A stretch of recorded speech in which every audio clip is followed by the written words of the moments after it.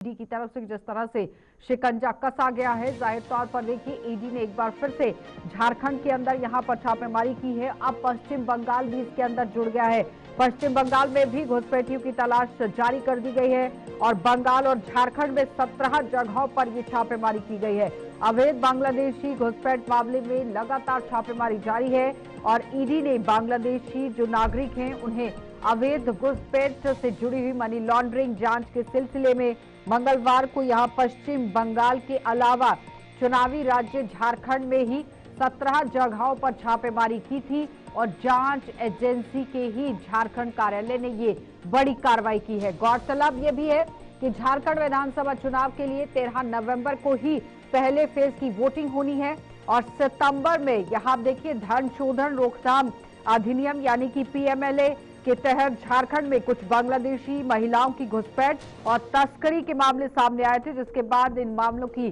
जांच के लिए मामला दर्ज कर दिया गया था। प्रधानमंत्री नरेंद्र मोदी समेत कई भाजपा नेताओं ने राज्य सरकार पर घुसपैठ की है और राज्य सरकार पर घुसपैठ में मदद करने का फिलहाल इन पर आरोप लगा दिया गया है, जिसके कारण चुनाव अभियान के दौरान संथाल परगना और कोल्हान क्षेत्रों के आदिवासी बहुल इलाके का जनसंख्यिक जो परिदृश्य है वो बदल दिया गया है। इस वक्त की बड़ी अपडेट, जहां पर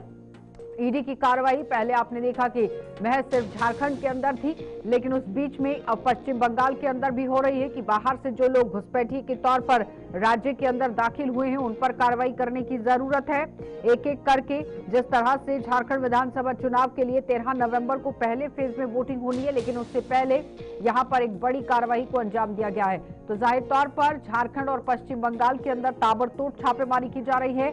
17 जगहों पर अभी तक छापेमारी हो गई है और पिछले आपने देखा किस तरह से झारखंड में पिछले दिनों भी लगातार कई जगहों पर छापेमारी हुई थी। आईटी विभाग की तरफ से भी छापेमारी की गई थी और अवैध बांग्लादेशी घुसपैठ मामले में ये छापेमारी जारी की गई थी। और फिलहाल ये भी बताते चले कि मनी लॉन्ड्रिंग का मामला भी सामने रखा गया था, जिसको मद्देनजर रखते हुए आयकर विभाग की तरफ से यानी कि इनकम टैक्स की तरफ से भी बड़ी दबिश यहां पर दी गई थी और अब ईडी ने एक बार फिर से अपना शिकंजा झारखंड और पश्चिम बंगाल के अंदर